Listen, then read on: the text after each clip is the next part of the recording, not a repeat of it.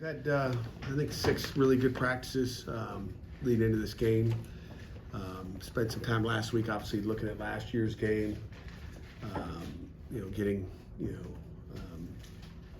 guess, upset looking at it. Didn't think we played a very good game at Yankee Stadium a year ago. Whether it was the turnovers, whether it was not being able to stop the run that day with what they did. Spent a day on it last week, just making sure we're good on all ends that way. As coaches, you over prepare, so having the extra days, we just kind of said let's go back to it and pretend like we're seeing the same thing again, which we're not gonna. But they can always go Wildcat, but I don't think they do it with Kyle McCord. That'd kind of be a waste not having him back behind the center. But so we've had a good week. I think our guys are excited about a Thursday night game, first night game of the year in Acrisure Stadium. Our kids are excited. So questions?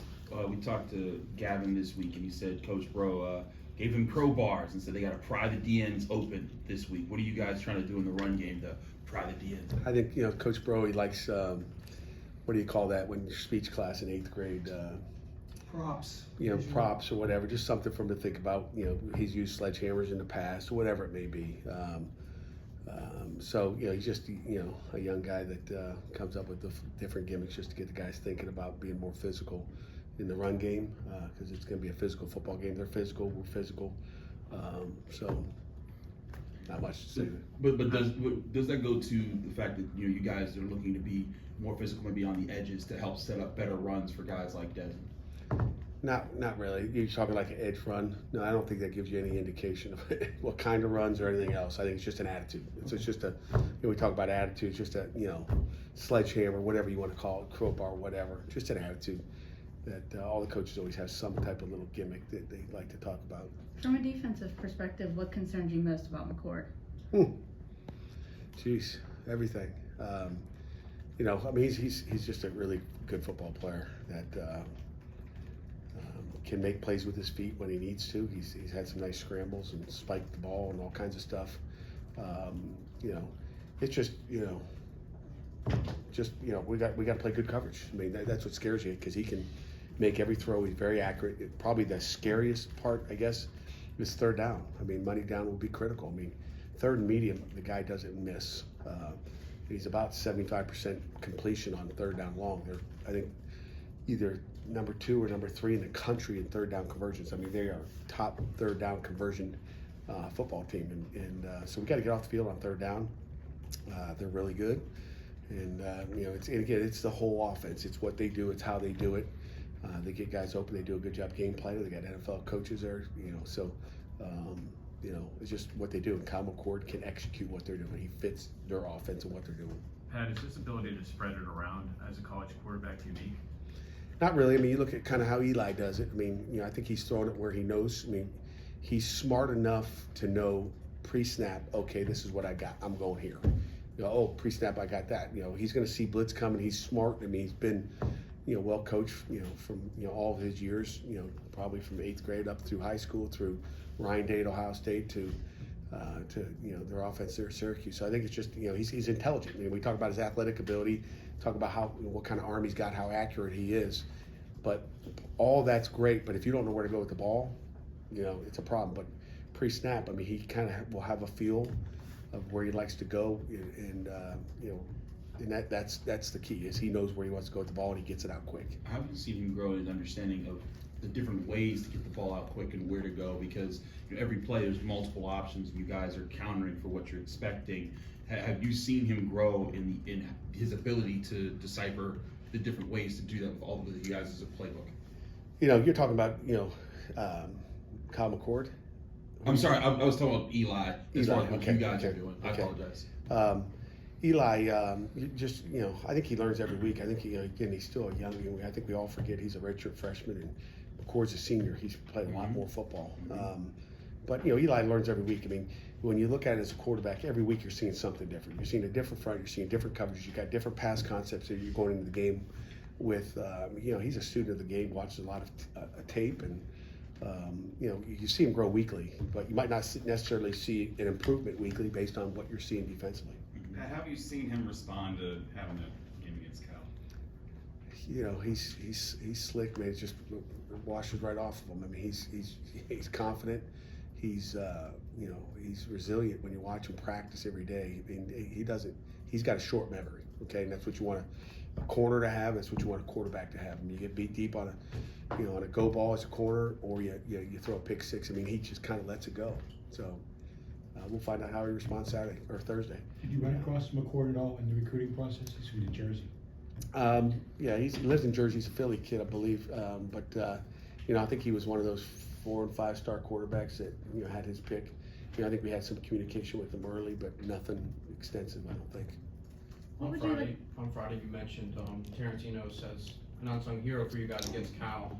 What did you like from his game, and how have you seen him work throughout these last couple practices? Well, he's worked. I mean, he works at every week. I mean, he's been a backup tackle for us, and Terrence has done a nice job throughout the year. He keeps getting better. When you see progress, I mean, quarterbacks are harder because of the coverage you're seeing. But for Terrence, again, he's the unsung hero because he had to come in and replace Branson in that game, and so we got a lot of faith in what Branson can do, or what Terrence can do when he's in the game.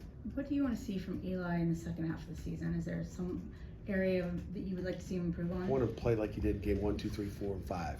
We just want him I'm not looking for this major improvement. Just his job is to distribute the ball to guys that need to get the ball and are supposed to get the ball. Just take what they're giving you. If they're going to play deep coverage, you hit them underneath. They start coming up and creeping and covering all your checkdowns, and then you got to go behind. He's got to take what they give. And that's every week. So I'm not looking for anything special. He does not need to be Superman. He needs to be Eli Holstein and just do what Eli needs to do.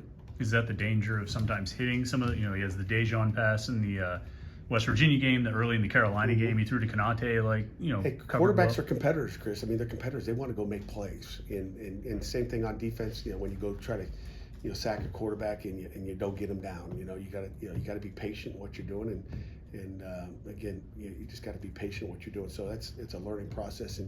But he's going to take his shots. That's for sure.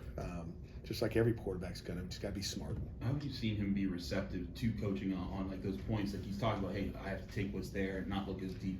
He knows right away. I mean, he's been really receptive. He's a coachable young man. Now, what makes Des Reed such a good receiving option? He's got great hands and he runs good routes. He's twitchy. I think any good receiver is twitchy, and he can find the grass. He's finding open space. So he knows, when he comes out, and he knows what the leverage of that back is. And I mean, he's converting all his routes into different stuff based on, how they're playing them. The inside out, are they playing deep on them? Are they playing different leverages? So he's just got a great knack for getting open, and that's what you want guys is to, you're supposed to run an out route, but the guy's playing outside leverage. Well, don't run out. Go in. Find a different space. So he's got that experience of doing it, and he knows how to get open. Is he studied? I mean, is that a product of him doing extra studying as well? Yeah, I mean, like all our guys, I mean, they are deep into film review all the time. I mean, they do a great job. I mean, we got smart kids, #1 at Pitt, so it's nice when you have intelligence. Desmond is a really smart kid that understands football. He's a football guy. He's a football junkie. So all great players are like that. Do you feel like you guys have a unique threat on your roster with him, Kanate, Poppy, just the amount of guys that you have that are smart route runners that can not only get open by understanding what the defense is doing, but also just naturally because they've gotten really strong in their ability to create separation? No doubt about it. I mean, it comes down to route running, and it comes down to understanding your leverage and what coverage you're getting. They're converting a lot of routes. So, yeah, you've got to know what you're doing. You can't just go out there. We're not just running post routes and go routes. We're running a lot of sophisticated routes and concepts based on coverages. So we're converting routes. Pat, I asked around some of my other AP guys that cover the ACC about do they have FCS guys on their roster, and said the answer I got back was not really. Certainly not anybody as impactful as Desmond. Has the portal maybe diminished opportunities for those guys like Des, like Poppy, sincerely to kind of make that leap? I don't think so. I mean, the other AP guys that you've talked to, I don't know. I mean, if they look, They cover the other schools. yeah, but they're out there. I mean, you got to go find them, and you got to dig, and obviously we had inside info on that one. But I'll go back to probably 5 or 6 years ago. My alma mater wrote out and had a tackle, went to Georgia. Cheney recruited him down there. I'm like, maybe it's more than 5 years ago, 6 years ago. So transfers from 1AA are happening all the time. Whether it's St. Francis had a bunch of guys go, move up. I mean, so they're moving on to Power 5 teams a lot. Well, what about this program's personal philosophy on it, or your philosophy on it? Because it has most of the transfers you guys got coming in now are coming from other, Power 5 schools. Yeah, I mean, look at Tyler Wiltz a couple years ago came from Missouri State. Thanks, EJ. I mean, that guy was a phenomenal football player. I mean, that guy was he made an impact in our defense at linebacker. He's tough, and what you saw on tape, you saw it. Doesn't matter. I mean, I think there's a fine line between FBS and FCS, and it's about good players that love football. And I think some of those younger guys, those 1AA guys, are hungry guys that want to prove that they can play at the next level. And that's what we found with some of those guys. Do you find your job to be more interesting and maybe more challenging because of the portal?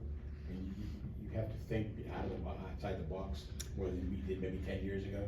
Yeah, I mean, I think, you're taking more of those guys out of the portal. I think every year we've increased the amount of guys we're taking, but we're not taking guys to take guys, but, it's always interesting. There's never a dull day, sitting in that seat. But, I think, it's part of the process. You got to evolve and change and again, I think, we had a stat, I think I maybe mentioned it to you earlier in the week or radio show or something, we're 72% win on transfers. That's pretty good. I mean, 72% is a good number of guys you've hit on. And we've made some mistakes on guys as well, but some of those were calculated mistakes that we kind of go, that was a mistake, and we knew it. We had questions. But sometimes you have a need and there's not much left, and you have a need, then you push and press to take a guy. And maybe make mistakes that way, but just being patient. We don't need them. We want them if they're good. We don't want them if they're not. Jerry, what quantifies as a win? That was my question. Sorry. Okay. Sorry, Jerry, if you want to ask that. No, go ahead. A win is a guy, like when you're bringing starters in that are playing for you. I mean, if they're coming in as starters, they're good players. We took a kid from Kent State, the Milani kid, Stefano, Paisan. And he did a great job for him. I mean, there's guys you just, but you like them, a win is a guy that's coming in and playing for you. Whether it's Nathan Peterman, go back. I mean, you go back, and we got all the records. I'll share it with you maybe after the season one day. Has that transfer portal contributed to maybe some of the parity that you see around the entire college football this year? I think so, but I think the parity's been there for years, even prior to, it's given someone an opportunity. And but I think college football, anybody can win on any given. Forget your record. If you don't show up, you're going to get beat. And you see that week in and week out. And I'm not sure the transfer portal has a lot to do with it, but I think it certainly helps a little bit depending on what you get and where you get them. Pat, was there any unique messages you gave your team during the bye week to kind of staying focused after a 6-0 historic start for Pitt? Not really. I mean, hopefully they forget about 6-0. Maybe that's a constant preach. After you're 1-0, you have to, Kent State game. It's the same message. There's no different. Oh, we're this. We're just trying to be 1-0. The focus is 1-0. What are we doing this week? It's not about Syracuse. It's about what Pitt does. It comes down to our execution on game day. Do you feel like you guys? I'm sorry. No, go ahead. Do you feel like you guys benefit from a unique standpoint of leadership where you have a guy like Gavin Bartholomew, you guys like Brandon George, who've been part of an ACC championship team, but just also were part of a 3-9 team, who can effectively talk to the younger teammates and be like, hey, this can be the difference between winning and losing? No doubt, we're always going to feed off of our senior leadership that we have, especially those guys that have been there before. So there's no doubt there's lessons learned, right? I mean, you learn from a 3-9 season, just like you learn from an 11-2 season. Among your top 5 wideouts and Desmond, I think between the 6 of them, they have 3 drops all year.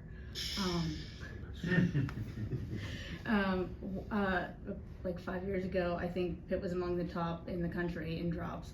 Is it just a difference in talent? Is it a difference in coaching or quarterback? I think it's talent. I think it's, I think it's certainly talent. I think it's coaching too. I think you coach that, and whether it's doing different type of ball drills, and and again, it comes down to being positive as a coach. I think you don't dwell on a drop in practice. I mean, what are you doing? I mean, it's like they don't need to hear about it. They dropped it. You just move on and keep going. But I think coaching is a big part of it. JJ's done a great job. Pat, we were just talking, some of us were over there talking to Coach Tomlin, and he said that he talked to the league yesterday about there was Mika Fitzpatrick had blocked an extra point, got flagged for leverage. He said it looked like the official said he touched TJ, but his fingers sort of glanced his helmet. He talked to New York said, hey, it's not a penalty. It shouldn't have been a penalty in the game. It was what called was the call? What was the penalty? They called leverage on. He kind of leapt over the line, and as he did, it sort of like okay. It sort of looked like he grazed TJ's helmet as he did it. When you guys go to the ACC with the calls you don't like, do they say, hey, that was our bad? And what does your staff get out of the process? Does it become a teaching point, or you just feel better about venting to the league? It's a coaching point, and Al Riveron's done a great job of communicating with us, and we send in calls, and they do a great job of letting us know. Like last week, we had a crazy call on the shot battle for taking someone. You can't take someone's knees out, just to knock stuff out. I don't think he even touched the guy, but it looked like the guy fell down, and we got called for it. So you send calls in. They got a hard job. I mean, officials do not have an easy job. Things are happening fast out there, and you got to have your eyes. But they do a good job with operation, and we expect them to be perfect. They're not going to be perfect. Our players are not going to be perfect, and our coaches are not going to be perfect. Well, what do you get out of the feedback? Do you take that feedback that Al might Tell give our you and then kids. take it to the coaches and the staff? No doubt. We'll watch officials tapes, and staff meetings in here, and go through what was called, what was not called, and try to educate our kids. That's all the best we can do is try to educate our kids on what's being called and what's not going to be called. So we can, I don't know what play that is. If you guys want to send it to me, that'd be great. Send it to EJ. Forgive me, what was the call against Rashad? That play was They ran a screen out there, and he Right. broke up and actually made the tackle. Yeah. Got the guy, but the lineman was coming, and he beat the lineman there. And the lineman fell down. It looked like it was a, I guess they called a block below the waist on defense. Used to be able to, so. Did the ACC say that was an incorrect call, or It was an incorrect call. They made, but it's a bang bang, right? I mean, I'm not criticizing them at all. I think they do a great job, and they'll use that to coach up their officials. And one of the first plays was this week was one that was a real good call, in a game, in an ACC game, and that's what they want called. And then but they're going to make mistakes. We're all going to make them. You got one more? Coach, do you see this matchup with Syracuse as a rivalry? I know they put up rivalry week for this matchup. Do you see Syracuse and Pitt as true football? Certainly is. I mean, we've played them, 9 times so far. It's his 10th year. It's someone that's in our conference. It's a rivalry game. Is it like West Virginia? I mean, you can you rate your rivalry games on a scale 1 to 10. But I certainly think it's a rivalry because we play them. It's a game we're going to play every year at Pitt. So it certainly is a rivalry game for us. Okay. Coach,